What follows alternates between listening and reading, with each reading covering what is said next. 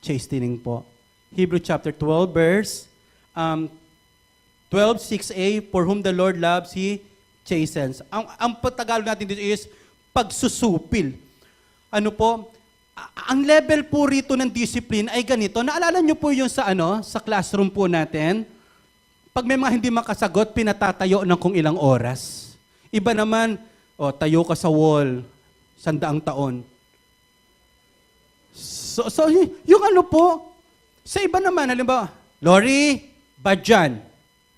Pag ginawa niya yon, okay, sinabihan ka namin, Lori. Kinakausap po namin heart to heart yan. Anak, dili-diliin mo yung mga sasabihin namin ito. Ito ay para sa iyong kabutihan na magdudulot sa iyo ng pag-asa sa hinaharap. Dahil mali na yung ginawa mo pa, no more TV, no more toys. May aalisin sa iyo para maramdaman mo mali yung ginawa mo. Biro mo nagnegosyo ka, bumagsak, naalis ka sa trabaho. Hindi ko may sinasabing basta naalis ka ng trabaho is ano na po yun, ano? Pero maraming pagkakataon, may inaalis sa iyo para maramdaman mo na mali yun. Anak, sabi ko sa iyo, umuwi ka on time. Pero hindi ka umuwi, no more internet. No more internet. So, hindi ka ngayon pagagamitin, no more baon. Okay lang, mami. Di na po ako nag-aaral eh. So, yung parang ganun lang. So, may tinatanggal ka as a part of discipline. Yung pagsabihan ka, masakit na po yun. Pero yung may alisin ka po, mabigat po yun. Di po lingit sa iba sa inyo, dito po sa church natin, meron din pong ganon. Halimbawa, part ka ng worship team, hindi maganda testimony mo at hindi maayos ang buhay mo. Ang gagawin po natin, huwag ka munang kumanta, uminom ka muna ng muriatic acid. Hindi din naman po ganun. Ang sinasabi lang natin is part po ng discipline yun. Sa totoo nga lang, if you are matured believer, hindi mo na hihintaying ma-discipline ka eh. Pastor, alisin niyo po ako. Di po ako karapat-dapat. Naka-schedule ka, magsasalita ka dapat. Pastor, wag niyo na po, burahin niyo na po ako sa schedule kasi po, may hindi pa ako naayos sa buhay ko. Hindi po ako karapat-dapat. Alam niyo yung gano'n, hahangaan mo pa eh. Pero may time na inalis, ba't na ako inalis? Ang tagal ko na dito. Yun yung, medyo mayabang po, medyo matigas po ang puso, medyo mahirap po yun. What is rebuke? Verbal warning. Chastens, may inaalis sa iyo para mas maramdaman mo ang iyong ginawa natin. Ang pangatlo, ito mabigat sana, wag nating maranasan. Sabi po, and scourges every son whom he receives. Ano po? Scourge or pagpalo. The word scourge po, the same word na ginamit nung hinagupit ang ating Panginoong Jesus. Ito po yung paraan ng pagdidisiplina na hindi mo lang mararamdaman. Daraing ka, ang sakit, ang bigat, ang hirap. Palo po yan eh. Karaniwan, aksidente. Karaniwan, matinding kawalan. As in, ibinagsak ka. Di ko naman po sinasabing kapag nakaranas ka ng karamdaman o matinding kalugihan, automatic na po yun. Even si Job, wala namang ginawang masama. Pero sa part na ito, may mangyayari po sa ating matindi. Kasi nireview ka na eh, hindi mo pinahalagahan. May inalis na sa iyo, hindi mo pa naramdaman.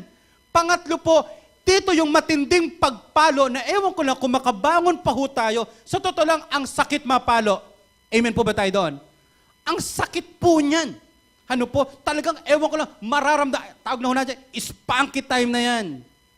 At talagang mararamdaman po natin. Sabi ho ni C.S. Lewis, once said, God whispers through pleasures, but shouts through pain. Alam niyo po, ang sakit masigawan, sa totoo lang. Ang sakit mabulyawan. Pero alam niyo ho, kapag nakakaranas tayo ng matinding bagay, bunga ng ating kamalian, ang Diyos parang sumisigaw sa atin. Anak, pinagsabihan na kita. Anak, may inalis na ako sa iyo. Hindi ka pa nakinig. Anak, etong pinakahuli para ka matuto. Again, mga kapatid, God disciplined us because He loves us. Yun po ang premise po niyan. Mahal tayo ng Diyos, kaya niya tayo dinidisiplina. Kapag ang nakita lang natin disiplina at wala yung pag-ibig ng Diyos, talo po tayo. dinidisiplina ng Diyos ang kanya pong mga minamahal. Ano po yung unang level po ng discipline ni God? Ano tawag?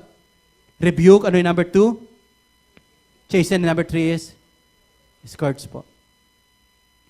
2004, may dinalo po kami sa isang probinsya. Burol po ito Burol po ito, dinalaw po namin. Pagkatapos nung nagkikwentuhan kami, sabi po nung kapatid niya, sayang.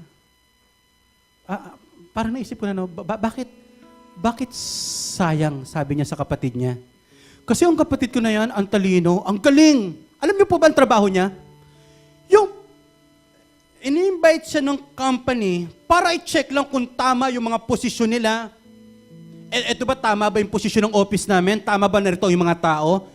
Talagang taga-ano lang po siya, taga-ayos, consultant po siya. Even sa church, eto ba tamang labasan ng tao? Eto ba yung tamang pumpasukan ng tao? At tama ba yung posisyon namin? Ang taba ng utak, ang galing po ng utak po. Pero bakit po humantong na namatay? Alam nyo ho, nagkaroon ito ng maling relasyon. Relasyon na wala sa Biblia. Relasyon na alam niya na mali rin. Christian po ito Alam ko, tumanggap din ito sa Panginoon. Pinagsabihan siya, di siya nakinig. Hanggang sa second level, hanggang eto na nga ho, sabi niya, Pastor, pinalo po siya ng Panginoon. Ano nangyari? Nag-away sila. Eto po ang ginawa. Sa sobrang tindi ng away nila, nilak yung pinto lahat at sinunog yung buong kabahayan.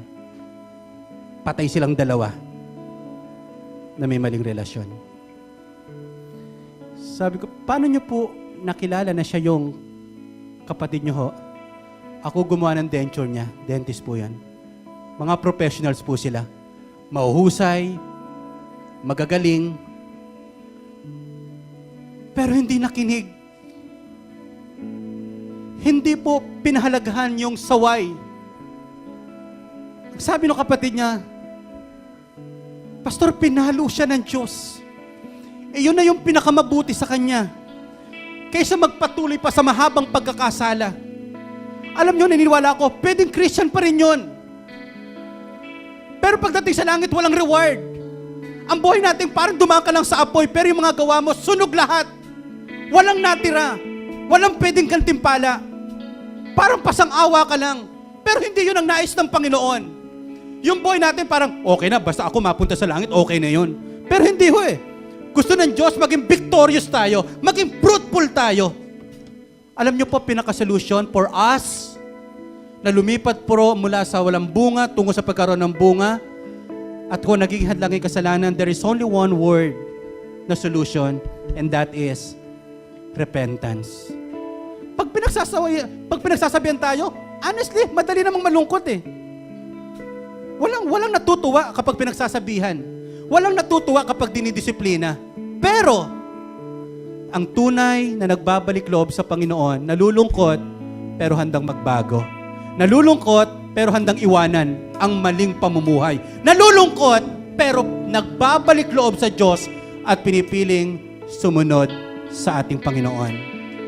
Siguro, kung meron man tayong pagkakahalintulad lahat ngayon, minsan sa buhay natin, nagkamali tayo. Minsan sa buhay natin, nadapa ako. Bumagsak din tayo. Pero, may magagawa tayo sa pagbagsak. May magagawa tayo sa kamalian. Ang huwag magpatuloy sa magkakamali at tayo po ay bumangon at sumunod sa ating Panginoon. And God declared us as righteous, forgiven. So mga kapatid, ang krus pa rin ng ating Panginoong Jesus ang siyang babalikan natin upang maging mabunga ang ating buhay. Ilan po sa atin dito, gusto nilang isurrender yung buhay nila sa Panginoon. Huwag nating isipin yung ibang tao. Yung tayo muna personal. Huwag natin ipagmalaki na, mas matindi pa nga kasal. Hindi ho. Pag sa harap ng Panginoon, individual po tayong humaharap. Kumusta ka sa harap ng Diyos? Kumusta po tayo sa harap ng Panginoon? Ilan po sa atin dito, honestly, habang pinakinggan ito, may kailangan kang isuko sa Diyos. May kailangan kang ihingi ng tawad sa Panginoon.